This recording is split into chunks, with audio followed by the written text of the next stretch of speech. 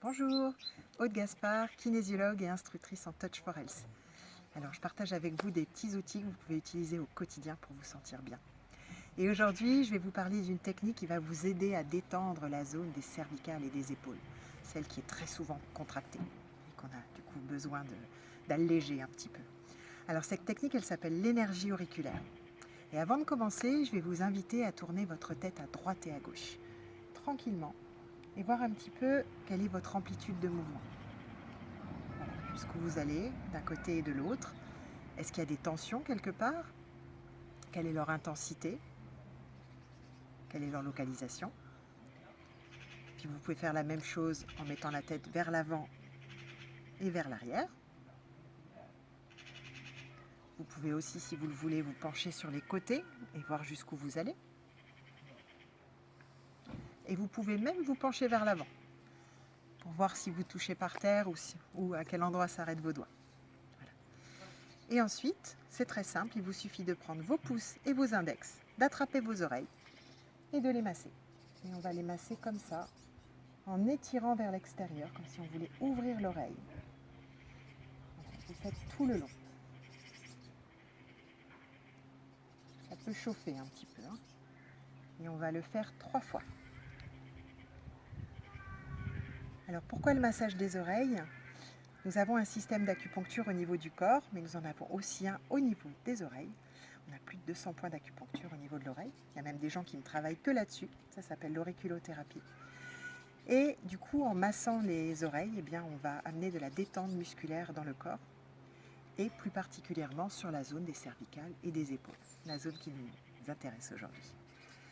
Donc, une fois que vous avez fait les oreilles 3 fois, vous pouvez à nouveau tourner votre tête à droite et à gauche et voir, est-ce que quelque chose a changé? Est-ce que l'amplitude de mouvement est la même?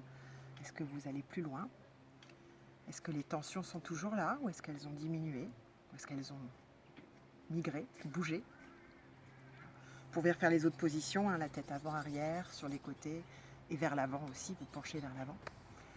S'il reste des tensions, et c'est possible, parfois 3 fois ne suffisent pas, vous pouvez dans ces cas-là, par exemple, admettons que vous avez encore un petit peu mal quand vous tournez la tête vers la droite, vous pouvez tourner la tête à droite. Alors n'allez pas trop loin, hein, c'est-à-dire n'allez pas dans la zone qui vous fait mal, arrêtez-vous juste un petit peu avant. Donc vous la tournez un petit peu à droite et puis vous remassez vos oreilles encore 3 fois. Et puis même chose, vous évaluez. S'il en reste encore, vous pouvez le refaire. Tant que ça vous fait du bien, vous pouvez le refaire par tranche de 3.